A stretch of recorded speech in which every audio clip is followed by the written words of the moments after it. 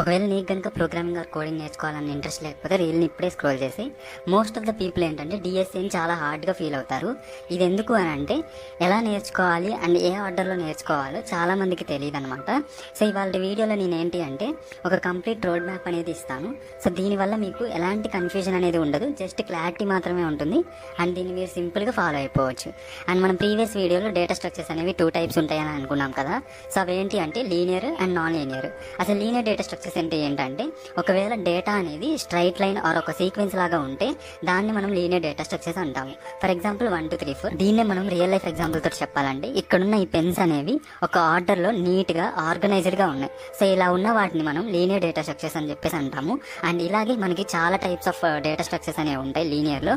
అవేంటి అంటే ఎరేస్, వీటిని లిస్ట్ అని కూడా అంటాము. అండ్ తర్వాత స్ట్రింగ్స్, ఇవి ఇంటర్వ్యూస్కి చాలా చాలా important. And next linked list, దీంట్లో మనకి 3 టైప్స్ ఉంటాయి: single, double and circular linked list.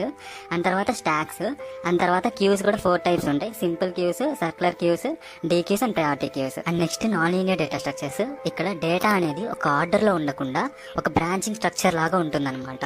అంటే ఇక్కడ 1 2 3 అనేవి ఒక స్ట్రక్చర్ ఫార్మాట్ లాగా ఉంది. సో ఇలా ఉన్న వాటిని మనం నాన్ లీనియర్ డేటా స్ట్రక్చర్స్ అని అంటాము. అండ్ ఈ నాన్ లీనియర్ డేటా స్ట్రక్చర్స్ లో మనం నేర్చుకోవాల్సినవి ఏంటి అంటే ట్రీస్, గ్రాఫ్స్.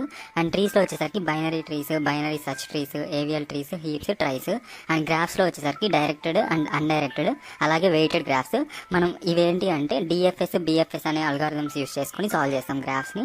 అసలు అల్గారిథమ్స్ ఏంటి అని అంటే వీటిని నెక్స్ట్ వీడియోలో డీటెయిల్ గా ఎక్స్ప్లెయిన్ చేస్తాను. సో వీడియో నచ్చితే లైక్ చేసి మీ ఫ్రెండ్స్ క్రియేట్ చేసేసి మన పేరుని ఫాలో అవటం మాత్రం మర్చిపోకండి.